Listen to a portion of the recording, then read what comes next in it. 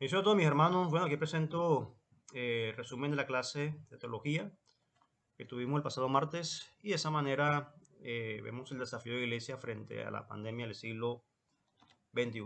En Lucas 22, 31, 34 dijo también el Señor: Simón, Simón, he aquí Satanás os ha pedido para zarandearlos como a trigo, pero yo he rogado por ti que tu fe no falte y tú, una vez vuelto, confirma a tus hermanos. Entonces, es la forma en la cual eh, Dios le dice, Jesucristo le dice a sus discípulos que iban a ser zarandeados y de esa manera que su fe no faltara en ese momento. El zarandeo consiste, como les había explicado, como un cernidor, como un colador, donde se separa la paja del trigo, el grano es echado en un recipiente especial y el trigo y la paja es echada a la basura. Entonces, en medio de esta pandemia, mis hermanos, ustedes saben quién es quién, aquí no sabemos quién es quién. Muchos se apartaron, se apartaron del Evangelio, otros siguieron firmes en la palabra del Señor. Entonces, es la forma de saber quién es quién en estos tiempos. 1 Corintios 16, 9, la iglesia de Asia os saluda, Aquila y Priscila, con la iglesia que está en su casa, os saluda mucho en el Señor. Entonces vemos que las iglesias empezaron en las casas. Y Dios ha permitido esta situación, esta pandemia, para que la iglesia comprendiera que hay que volver nuevamente, ¿verdad?, a sus inicios, cómo la iglesia empezó en las casas y de esa manera recuperar la esencia de la iglesia primitiva.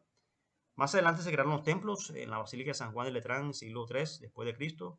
Fue el primer templo que se inició cristiano y más adelante lo toma la iglesia católica. Hechos 17:24, Dios que hizo el mundo y todas las cosas que en él hay, siendo Señor del cielo y de la tierra, no habita en templos hechos por manos humanas. Entonces, el objetivo es que nosotros seamos ese templo, nosotros que hacemos cartas leídas. No tanto un templo como tal físico, sino un templo espiritual que somos nosotros, de que hacemos al Señor.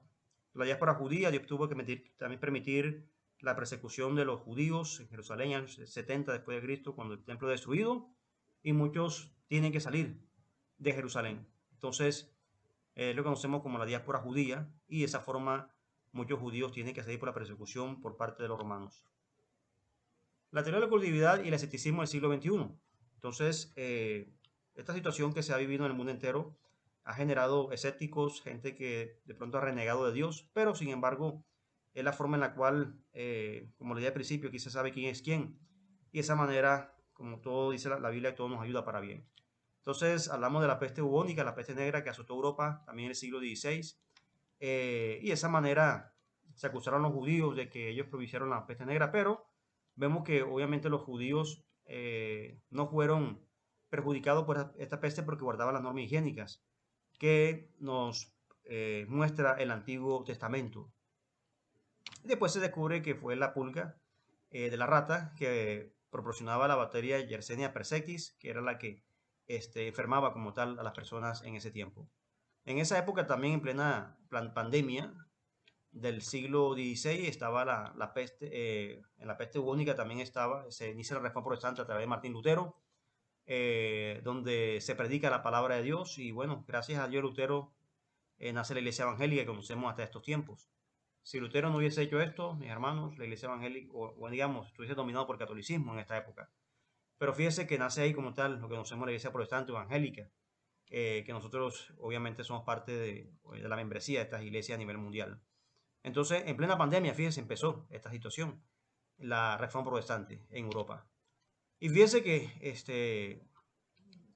después de la pandemia, cuando vieron los templos, eh, muchos templos estaban vacíos, templos que tenían 10.000 personas, 5.000 personas, miren cómo quedaron con poquitas personas. Entonces, como les digo, es una forma de que Dios permitió todo esto para volver a los inicios de la iglesia primitiva y que la iglesia no pierda su esencia. Bien, la próxima clase vamos a hablar del profeta Jeremías, años 650, 558 a.C., cómo Jeremías también profetizó a los judíos y que el cautiverio babilónico se veía pronto por su pecado, por su maldad. Entonces, una forma en que ellos también tenían que analizar cómo estaban ante ese cautiverio y arrepentirse para volver nuevamente a Jerusalén. Que mi Dios santo les bendiga. Eso es, mis hermanos. Bueno, aquí presento el resumen de la clase del martes pasado y habíamos hablado sobre el profeta Jeremías, año 650, año 585 antes de Cristo. Y básicamente Jeremías profetizó un tiempo muy difícil que pasaba el pueblo judío, en el cual ya estaban prontos para el cautiverio babilónico. Varias veces Jeremías les advirtió, sin embargo el pueblo siguió en su maldad, en su pecado hasta que fueron cautivos.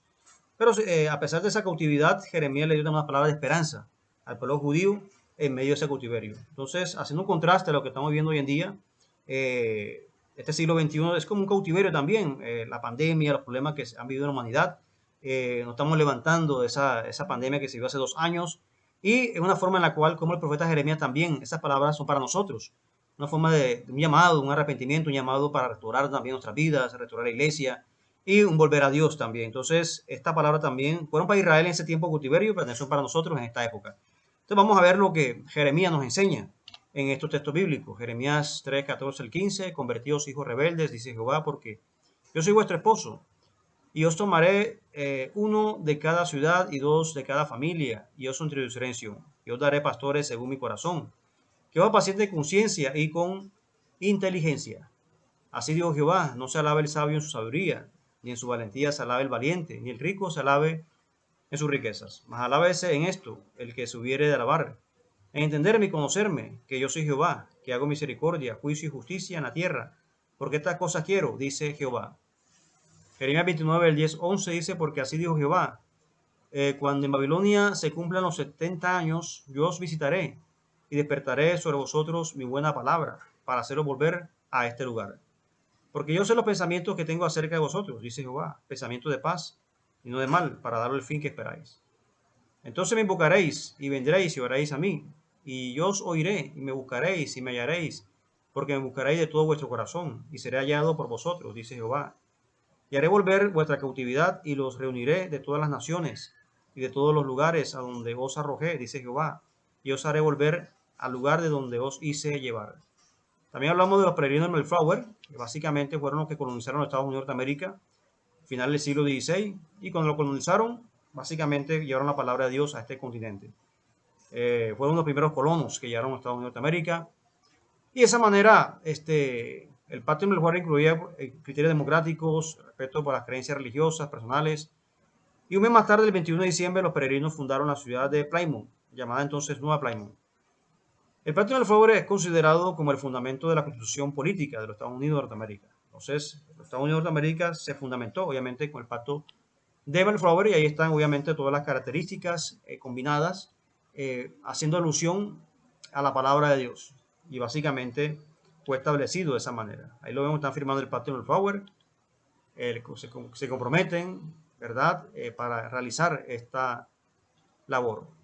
Y celebran una vez al año el Día de Acción de Gracias, que básicamente una idea de los premios Mayflower, de que cuando ellos estuvieron allá en Plymouth, ese año le dan gracias a Dios por las cosechas del trigo, los vegetales, y cómo Dios les bendijo en ese tiempo. Entonces, de ahí en adelante, Estados Unidos celebra el Día de Acción de Gracias, por lo que los peregrinos del Mayflower dieron este legado.